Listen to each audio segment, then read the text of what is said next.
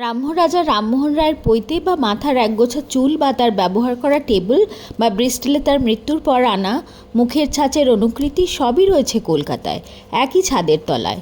অবাক হবেন না, রামমোহন রায় ও তার পরিবারের বাসস্থানকেই মিউজিয়ামে রূপান্তর করা হয়েছে। এই ঐতিহ্যমণ্ডিত পুরনো বাড়ির প্রতিটি ইটেই লেখা আছে ইতিহাস। 85 নম্বর এ রাজা রামমোহন সরণি রোড, সিমলা, কলকাতা 7,09,000 অবস্থিত ঔপনিবেশিক জর্জিয়ান স্টাইলে ডিজাইন করা তিনতলা বাড়িটা একসময় সিমলা হাউস বলে পরিচিত ছিল, আজ সেটা মিউজিয়াম। প্রাসাদের মতো এই বাড়িটিতে একতলা, দোতলা, তিনতলায় অনেক ঘর, সামনে পিছনে বাগান, বিরাট বিরাট স্তম্ভের উপরে বারান্দা ধরে রাখা রাজকীয় প্রবেশপথ।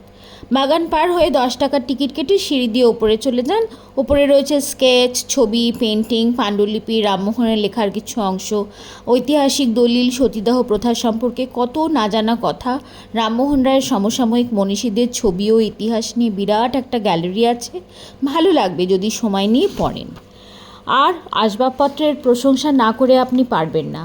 তারপর রাজা রামমোহনের ব্যবহৃত টেবিল আর ওনার ব্যবহার করা এসরাজ তো আছেই, আর ডেথ মাস্ক, সেটা দেখলে কেমন একটা মন খারাপ করবে আপনার। এই সেই মহান বাঙালি যার কারণে মেয়েদের আজ সহমরণে যেতে বাধ্য করা হয় না। তারপর যারা প্রেসিডেন্সি কলেজে পড়েছেন বা পড়েন তারা কি করে ভুলে যাবেন এই মানুষটির কথা। এই বাড়িটির আত্মীয় সভা থেকেই হিন্দু কলেজ মানে আজকের প্রেসিডেন্সি কলেজ প্রতিষ্ঠা করিয়েছিলেন রাজাবাবু। আর বাড়ির পিছনের বারান্দাটা মিস করবেন না কিন্তু।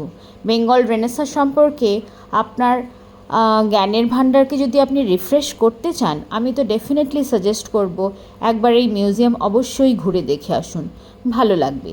বাচ্চাদের জানাটা জরুরি, আমাদের আজ এমন না হয়ে অন্য কিছুও হতে পারতো আমাদের জীবনটা। অনেক ধন্যবাদ বন্ধুরা।